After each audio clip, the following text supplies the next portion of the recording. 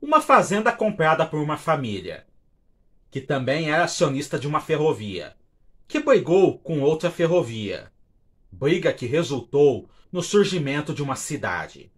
Conheçam a história de Guatapará.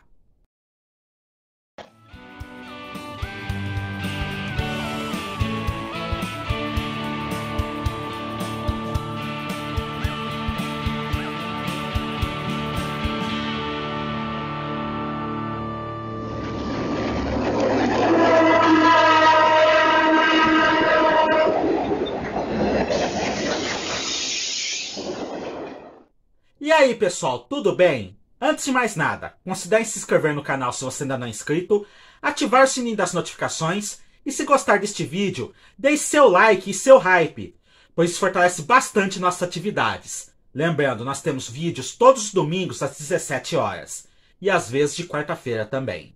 Este vídeo foi uma sugestão feita por Mário de Jundiaí.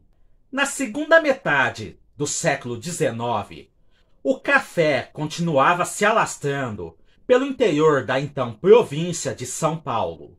Dentre as grandes famílias enriquecidas pela cultura cafeeira, se destacava a família Prado. Martinho Prado, junto de seus filhos, Martinho Prado Júnior e Antônio da Silva Prado, foram durante décadas os reis do café, tanto no Brasil quanto no mundo. Em 1865, os três adquirem mais uma fazenda, localizada na região entre Ribeirão Preto e Araraquara, e que pertencera a João Franco de Moraes Otávio. Sendo o filho mais velho e já tendo na região a fazenda Albertina, as novas terras foram repassadas para Martinho Prado Júnior, ou Martinico, como era chamado.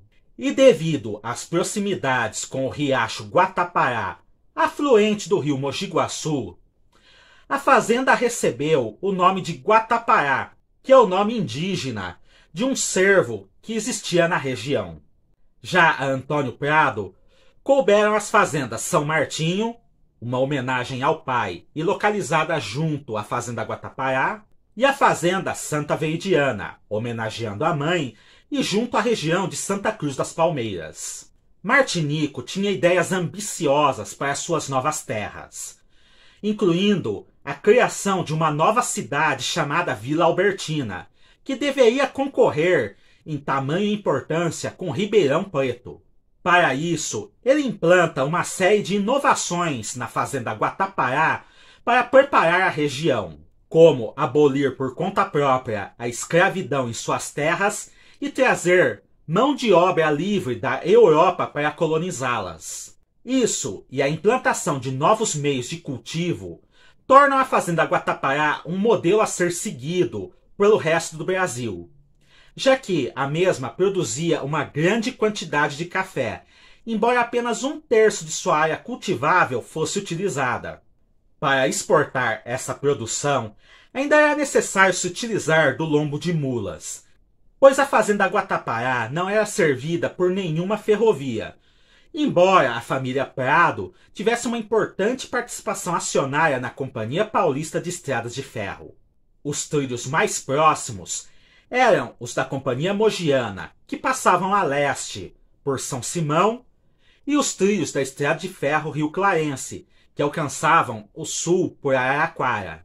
Com as brigas ocorridas entre a família Prado, o Conde do Pinhal e a Companhia Mogiana, dificilmente Mogiana e Rio Clarense aceitariam estender seus trilhos até a região da fazenda Guatapará, sendo que eu já contei a história da briga da Companhia Paulista de Estradas de Ferro, dirigida pela família Prado, e a Companhia Mogiana, em nosso Ferro História 49, que eu vou deixar aqui no card. Com isso, a solução encontrada pelos irmãos Prado e pela CPF foi utilizar-se do próprio rio Mogi Guaçu para transportar cargas.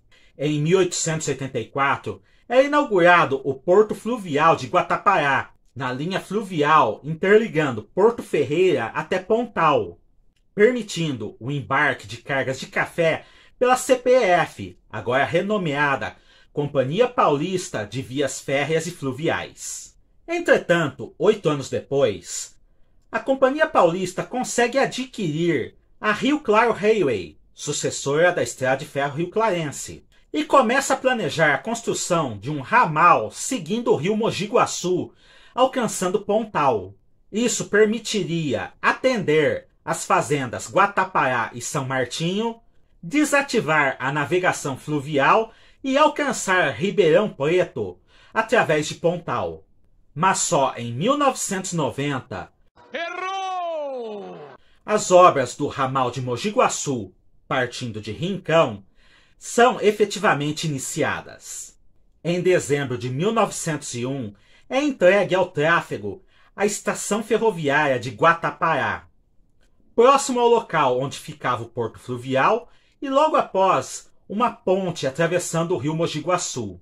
E para facilitar o acesso dos cafezais à sede da fazenda e desta até a estação da Companhia Paulista, é construída uma ferrovia particular, a Estrada de Ferro Guatapará, que servia apenas para transportar cargas internas da fazenda e funcionários. Entretanto, a demora para a chegada dos trilhos faz com que o plano para a Vila Albertina seja abandonado, especialmente com o falecimento de Martinico em 1906. Desde 1890, a Companhia Mogiana tinha concessão para a construção de um ramal partindo de São Simão até a Fazenda Jataí.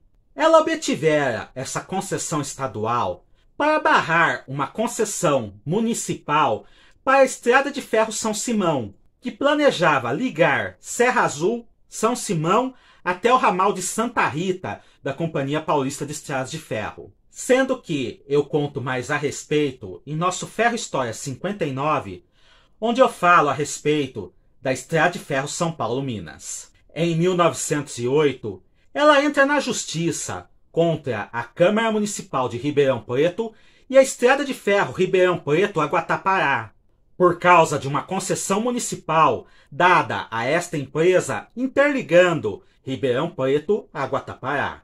Como a EFRPG tinha estreitas ligações com a Companhia Paulista, ficou claro para a CMF que ela precisava arranjar um jeito de impedir a rival de alcançar Ribeirão Preto. Em 1909, ela consegue adquirir a EFRPG, cujas obras nem haviam sido iniciadas, e junta essa concessão municipal com a concessão do ramal de Jataí. No ano seguinte, ela inicia as obras de construção a partir de São Simão, planejando um ramal em arco que seguirá a oeste de sua linha-tronco, passando a poucos quilômetros da estação Guatapará da Companhia Paulista antes de virar para o norte e alcançar Ribeirão Preto. A própria CMF declarava abertamente que essa linha não tinha realmente uma intenção comercial e estava sendo construída unicamente para proteger sua zona de privilégios das investidas da Companhia Paulista em tentar alcançar Ribeirão Preto. Entretanto, essa épica disputa entre as duas ferrovias, que se iniciara 40 anos antes na região de Descalvado, tivera repercussões nas regiões de Santa Veridiana, São Simão e tantas outras cidades, chegaria ao fim em 1911. Naquele ano, o empresário norte-americano Percival Farquhar se tornou acionista majoritário da Companhia Paulista, enquanto sua empresa Brasil Railway se tornava acionista majoritária da Companhia Mogiana. Com isso, ele consegue apaziguar os ânimos dos demais acionistas das duas empresas, selando um verdadeiro acordo de paz entre CP e CM. Dentre os pontos acordados, ficou acertado que existiam 3 locais de interligação dos trilhos de CP e CM para o transporte de cargas e passageiros, sendo que Guatapará seria um desses locais. Os outros 2 eram Pontal e Baldeação, além da própria cidade de Campinas, que era o ponto de nascimento da Companhia Mogiana. Apesar deste acordo, a CMF continua a construção do ramal de Jataí, e em 1912 ela inaugura a estação de Monteiros, local de onde partirá um subramal que alcançará a estação de Guatapará da CPF.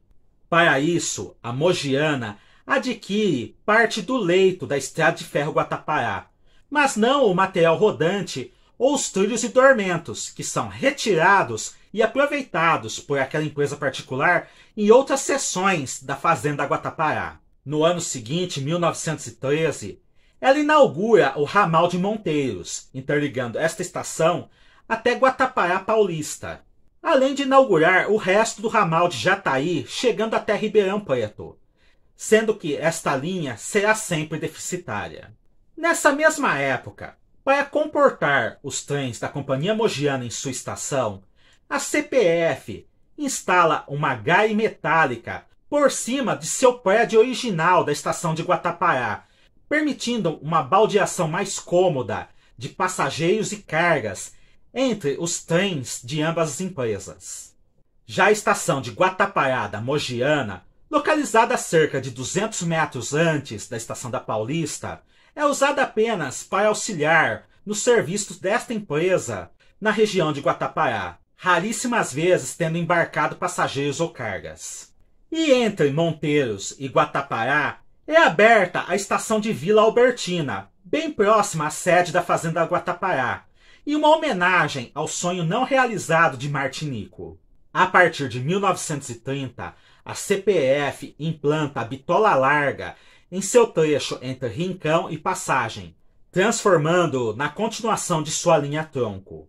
Para isso, ela precisa abandonar a ponte metálica construída em 1901 sobre o rio Mogi Guaçu, tendo que construir uma nova. Entretanto, ela não altera o local da estação, que continua na mesma região. Em 1938, uma lei federal cria o distrito de Guatapará, com sede em Vila Albertina e subordinado a Ribeirão Preto. Entretanto, quem cresce é a vila ao redor das estações de Guatapará, enquanto que a sede da fazenda em Vila Albertina permanece estagnada. No início da década de 1950, com a decadência da cultura cafeeira no estado de São Paulo e sua substituição pelo plantio de cana-de-açúcar, a fazenda Guatapará é vendida pela família Prado. Sendo que, por volta dessa mesma época, a Estrada de Ferro Guatapará, que fazia os serviços internos da fazenda, provavelmente foi desativada. Em 1962, a sede do distrito é transferida de Vila Albertina para Guatapará, que continua crescendo, enquanto que a sede da fazenda está em franca decadência. Além disso, nesse mesmo ano, o trecho São Simão-Monteiros do ramal de Jataí da Mogiana é desativado. E o trecho restante, Ribeirão Preto-Monteiros, é unificado ao ramal de Monteiros, tornando-se um único ramal agora denominado Ramal de Guatapará da Mogiana. Tal decisão não era o desejo inicial da CMF, que preferia desativar totalmente todas as linhas. Entretanto, aquilo foi uma imposição feita pelo governo militar que assumira o controle do Brasil a partir de 1964. Isso porque os militares consideraram que aquela ligação tinha valor estratégico por facilitar enviar tropas de Minas Gerais para a cidade de São Paulo ou do sul do Brasil para o Distrito Federal sem precisar passar pelo tronco principal sul. Também por volta dessa época, a ponte ferroviária, construída pela Companhia Paulista em 1930, começa a apresentar sinais de fadiga de material, obrigando a Ferrovia Padrão a construir uma nova ponte, a terceira, em concreto. Isso também obriga a CPF a construir uma nova estação para Guatapará, pois a estação original não poderia ser mais utilizada porque a nova ponte tinha um raio de curva diferente, que passaria longe da estação original. Este acaba sendo demolido, e sua grade de ferro é transferida para a cidade de Tupã, onde existe até hoje. Enquanto isso, a estação e vila ferroviária da Companhia Mogiana é mantida no mesmo lugar, e até hoje todos os prédios se encontram em pé. As coisas não mudam até por volta de 1971. Nesse ano, haviam negociações para que a Companhia Mogiana transferisse as operações do ramal de Guatapará a Ribeirão Preto em regime de comodato de 30 anos para a Companhia Paulista, que teria então condições de finalmente realizar seu desejo de alcançar a cidade de Ribeirão Preto. Mas com a criação da FEPASA, Ferrovia Paulista Sociedade Anônima, em novembro daquele ano, unindo CP, CM e outras ferrovias, tal acordo perde sentido. Além disso, em 1976, o ramal de Guatapará, da antiga Mogiana, é desativado por pressões da Prefeitura de Ribeirão Preto, que queria o fim das atividades ferroviárias na estação central da Mogiana, na cidade, visando substituir o leito por uma avenida e a estação ferroviária por uma rodoviária. Seus trilhos acabam sendo retirados até o final de 1978. A linha da CPEF em Bitola Larga continua em operação e em 1989 assiste Guatapará tornar-se um município. Em meados de 1990, a fazenda Guatapará é vendida para a usina São Martinho, localizada no município vizinho de Piradópolis, e que se formara a partir da antiga fazenda São Martinho. Os novos proprietários, interessados apenas no plantio de cana-de-açúcar, derrubam a maior parte das construções antigas existentes da fazenda Guatapará, inclusive sua casa-sede. Eles também adquirem parte do antigo leito da Companhia Mogiana junto ao governo estadual para o plantio de cana, sendo que hoje é praticamente impossível encontrar vestígios tanto de onde passavam as linhas da Mogiana quanto vestígios dos prédios que faziam parte do conjunto arquitetônico da fazenda Guatapará. Trens de passageiros continuam utilizando a linha de Bitola Larga até março de 1998, quando a Rede Ferroviária Federal assume as operações da FEPASA e cancela o trem de passageiros entre Araraquara e Barretos. Desde então, a estação nova da Companhia Paulista em Guatapará se encontra abandonada. Trens de carga ainda trafegam por ali para carregar açúcar na usina São Martinho.